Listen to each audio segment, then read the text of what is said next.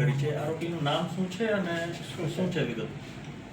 રાજકોટ શહેર એસઓજીના એનડીપીએસ સેલને ઇન્ફોર્મેશન મળી હતી કે એક મુસ્તાક શેખ નામનો જે શખ્સ છે એ એમડી જે છે એની ડિલિવરી પોતે પોરબંદર અને સૌરાષ્ટ્રના બીજા જિલ્લાઓની અંદર વારંવાર ખેપ મારીને કરે છે.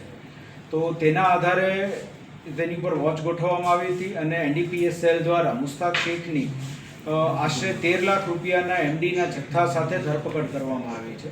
મુસ્તાક શેખ જે છે એ અગાઉ પણ જામનગરની અંદર 2 એનડીપીએસના કેસીસમાં પકડાઈ ચૂકેલ છે અને તે હાલ આ સમયે જે મુદ્દામાલ લાવ્યો હતો તે બોમ્બેથી લઈને આવી રહ્યો હતો અને તે પોરબંદર બાજુ લઈને જઈ રહ્યો હતો.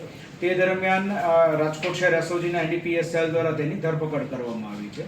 અગાઉ જે 2 ગુનાની અંદર એ પકડાઈ ચૂક્યો છે તેમાં પણ તે બોમ્બે બાજુથી જ તે મુદ્દામાં લાવ્યો હતો તેવું તેની અત્યાર સુધીની તપાસમાં ખુલેલું છે અને હાલ આ તપાસ જે છે યુનિવર્સિટી પોલીસ સ્ટેશન ખાતે શરૂમાં છે.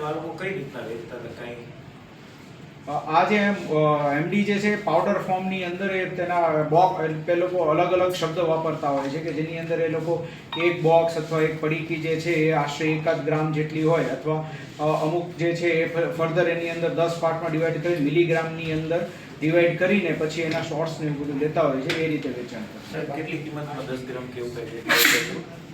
આ જે છે અત્યારે આપણી પાસે જે મુદ્દામાલ પકડાણો છે એ મુદ્દામાલને આપણે જે કમર્શિયલ જથ્થો છે એટલે એની જે રેગ્યુલર 10,000ની જે કિંમત છે એ મુજબ જ કિંમત ગણીને આગળ તપાસ હાથ રાજકોટમાં કોઈ કોલેજ કે સ્કૂલની આજુબાજુમાં વેચાણ કરતા હોય એવું કઈ ખુલ્લું છે? મુસ્તાક શેખનું હાલ જે આપણને પકડાણો છે એ હાલ આ મુદ્દામાલ જે છે પોરબંદર રાણાવા બાજુ લઈને જતો હતો એવી એની તપાસમાં ખુલેલું છે. પછી આગળ ફર્ધર આપણે જ્યારે વધુ તપાસ કરશું તો માલ રાજકોટ જ ઉતાર્યો હતો કે ક્યાંયથી લઈને એવું થયું? એ બોમ્બેથી લઈને આવતો હતો અને પોરબંદર બાજુ એ આપી. બીજા કોઈની સંડોવણી છે કે નહીં છે?